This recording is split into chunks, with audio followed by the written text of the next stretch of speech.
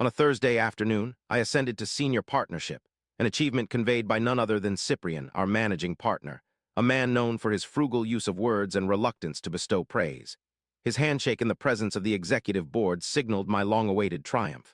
Over the past 12 years, I had invested countless 80-hour work weeks, sacrificing weekends and anniversaries along the way. At 36, I stood at the pinnacle of my profession within our firm. The celebration followed that very evening, a gala meticulously planned weeks prior, anticipating the promotion's recipient. Upon announcing my name, the event morphed from a corporate formality into what they called my triumphant gathering.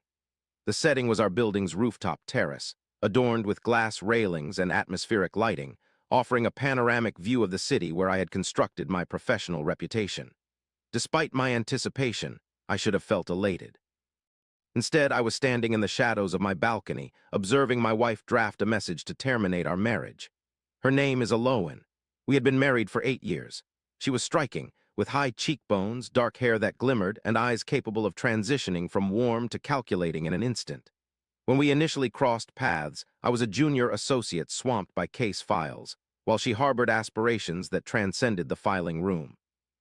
We formed a bond during late nights and shared laments about the sluggishness of the legal system. I had loved her. I want to emphasize this point. However, over the past 6 months, I've become aware of subtle indicators, initially minor ones. For instance, she would divert her phone whenever notifications popped up, and there was an unexpected fascination in nighttime yoga sessions that left a hint of foreign cologne in the air. Hotel charges on credit card statements, never mine. Unexpected dinners at restaurants we hadn't visited together, my lawyer mentions. My phone recognition skills are deeply ingrained, so I began documenting. Not overly dramatic, no hired detectives or confrontations.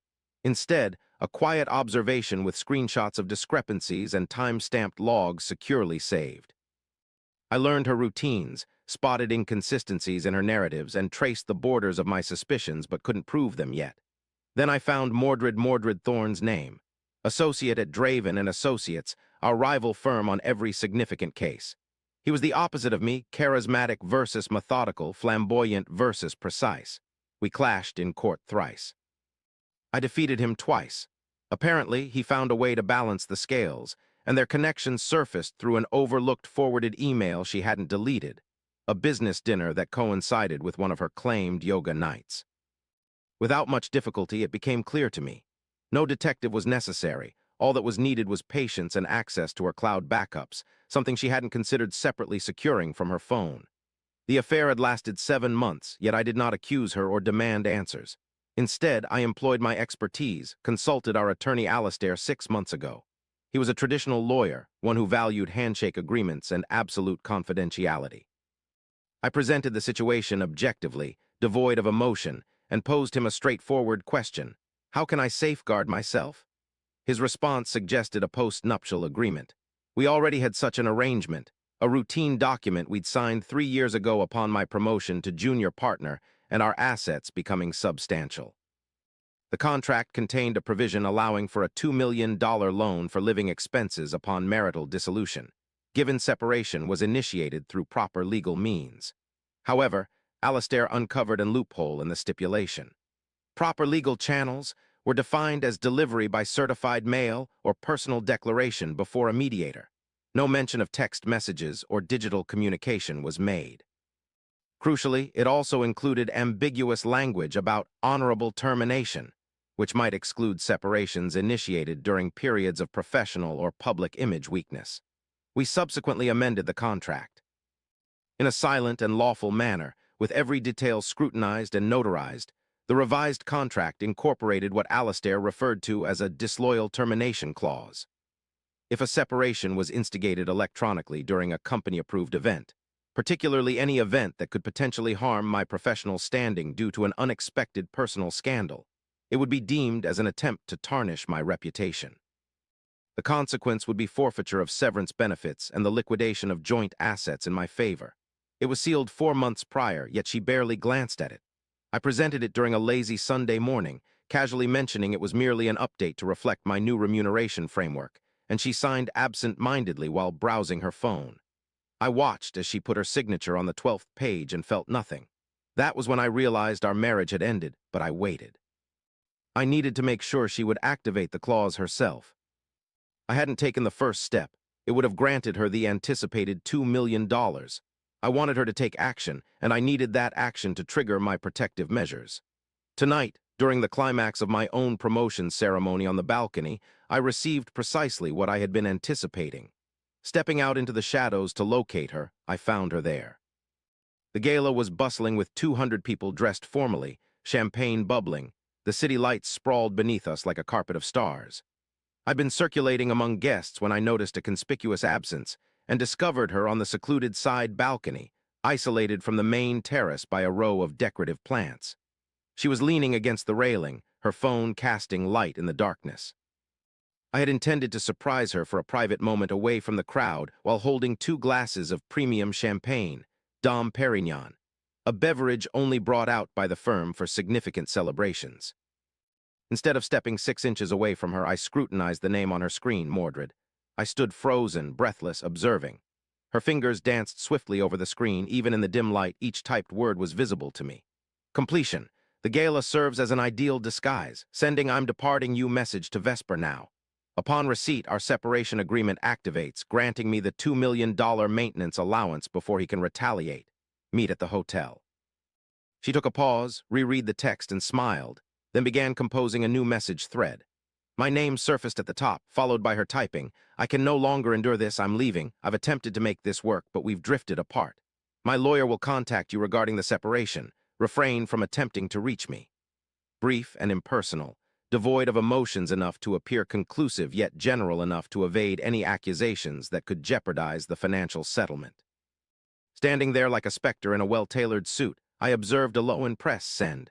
My phone vibrated subtly in my pocket. The sound was muted, but in the stillness of the balcony, it echoed like a gunshot. Unmoving, she exhaled deeply, her shoulders sagging with what appeared to be relief. She'd sealed her future, $2 million and a new beginning with Mordred, if only that wasn't the case. After a brief pause, I broke the silence. "Elowen, you should have checked the clock." Caught off guard, Elowen whirled around so swiftly she almost lost her footing, dropping her phone onto the stone tiles with a clatter. Her face paled, not just pale but bloodless, as if someone had extracted blood directly from her veins. "Vesper," she whispered, her voice barely audible. "I didn't," I replied, cutting her off mid-sentence.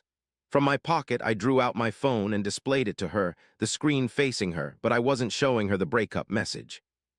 8:47 p.m. last night, she viewed an equity forfeiture notice from Alistair. The message arrived during a sanctioned corporate event, indicating electronic termination under a bad faith provision.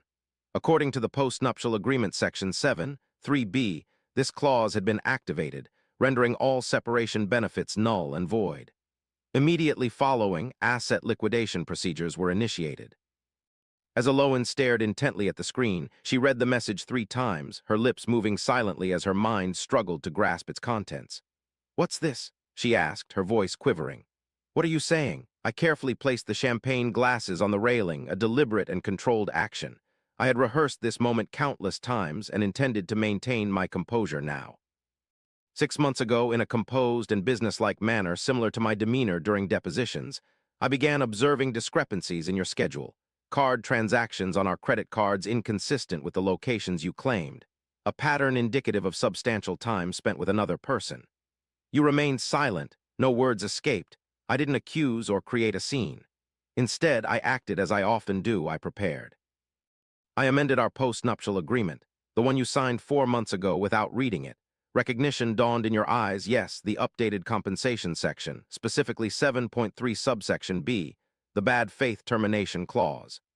It stipulates that if a separation is initiated electronically via email, text message, social media, or during a company-approved event, it's considered an attempt at reputation damage. The realization hit you as the color drained from your face, understanding the implication.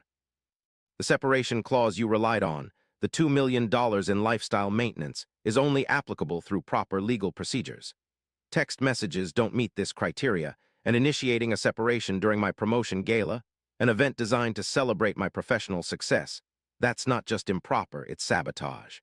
However, you weren't aware of this because you didn't read the agreement, signed a legal document without reviewing it, and now you're bound by its terms. You reached for your phone, hands shaking, pulled up the text thread with Mordred and started typing frantically, "Call me now, something's wrong, he won't help you." I whispered quietly. You looked at me, fear finally visible in your eyes. What did you do?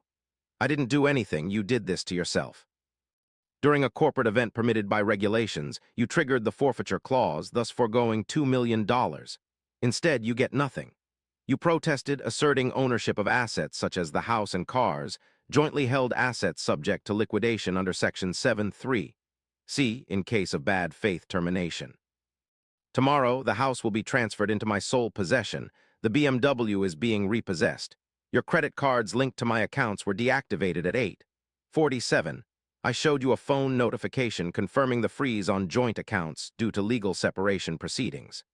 Your phone buzzed, showing Mordred's message disavowing contact and labeling you as toxic. The next day, formal separation papers will arrive from Alistair for your review. You can hire an attorney, but the post-nuptial agreement is watertight. I had 3 legal experts verify it before you signed. You orchestrated this, she acknowledged numbly. You've been planning this for months. She threatened to take me to court, but I warned her that the legal fees would drain her resources before reaching the courtroom. Tears streaked down her face as she lamented our 8-year marriage and shared life crumbling. You're not being thrown out. You're being asked to vacate property no longer under your control, she protested. She stared at me like I was a stranger, perhaps realizing I had changed over the past 6 months or perhaps revealing that she never truly saw who I was. I loved you, she murmured, but I replied that I loved what you could provide. There is a distinction. Leaving, she looked down at her shattered plans and dead phone on the balcony. Inside, the gala continued uninterrupted, celebrating my newfound status as a senior partner. The next morning, Alistair confirmed the asset transfers were complete. The house, cars, and investment accounts belonged to me. Elowen hired a lawyer who threatened to contest the agreement under claims of coercion and emotional distress. However, Alistair presented evidence detailing the voluntary signing process, declined legal advice, and the 4-month period during which she could seek review or modification. The challenge was withdrawn within a week, with reports that Elowen moved back in with her parents and ended her affair with Mordred. She lost everything: money, house, relationship, reputation in our shared professional community. I achieved my goal, protecting my assets and boosting my professional standing, but felt no satisfaction or triumph. The empty quietness filled the rooms we once shared. I justified my actions, stating that she forced me to protect myself from someone who saw me as a business transaction rather than a person. Still, I couldn't help feeling regret for the necessity of our separation and the dismantling of 8 years of shared life into legal documents and asset distributions. 3 weeks later, an anonymous message arrived. "You won, was it worth it?"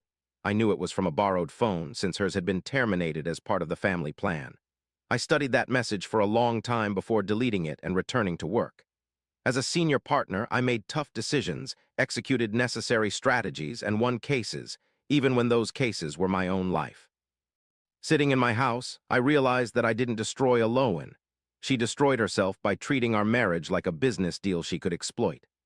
I simply ensured that when she attempted to cash out, she found the account empty, not revenge, but merely consequence. And sometimes consequence is the harshest form of justice there is.